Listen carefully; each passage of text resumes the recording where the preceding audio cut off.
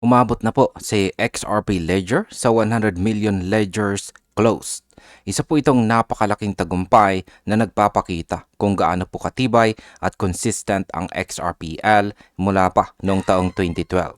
Pero imbis na puro celebration, nagkaroon pa ito ng matinding usapan online tungkol sa kung gaano nga ba ka-legit itong si XRP pagdating po sa kanyang totoong gamit.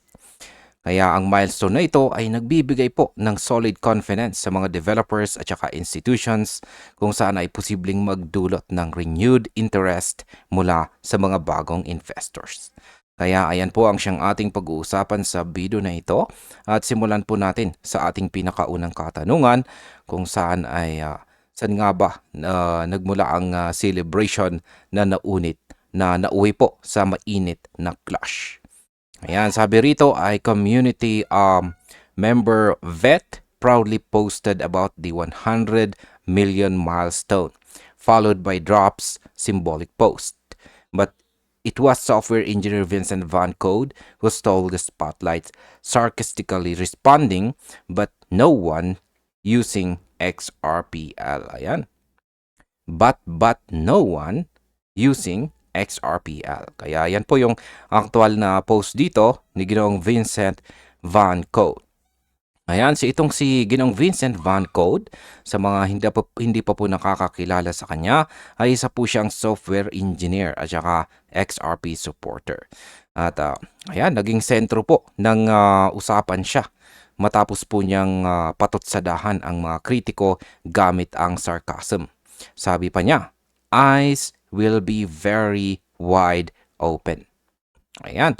At maliban dyan ay in hearts broken for those who didn't DYOR. Yan. DYOR, ibig pong sabihin yan ay do your own research.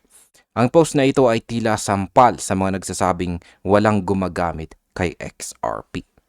Kaya ang market impact po nito ay ang ganitong confident statements mula sa mga professionals ay nakakatulong sa sentiment ng market na may tunay na tech confidence sa likod ni XRP.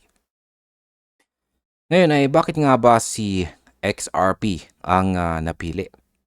Yan, sabi rito, Vincent fired back at critics saying, if I am a shield, so is Ripple, MasterCard, and WebBank.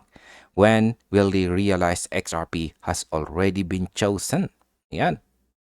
Matindi po ang bawi ni Ginoong Vincent. Anya, kung shield daw siya, edi shield din sina Ripple, MasterCard at saka WebBank. Dahil lahat sila'y gumagamit na ng Ripple Tech, dito po nag-ugat ang pinaka-importanting linya na XRP has already been chosen. Ayan po. Para kay Ginoong Vincent, hindi po ito hype. Ito po ay kumpiyansang galing sa totoong performance at saka institutional adoption. Sa market impact, kung tama po ang pananaw ni Ginoong Vincent, posibleng mas lumawak pa ang integration ng XRP sa global financial systems na isa pong sinyales ng long-term bullish momentum. Yan, bilang panghuli, ang aking opinion naman tungkol dito ay ang linyang XRP has already been chosen ay malalim kung iisipin.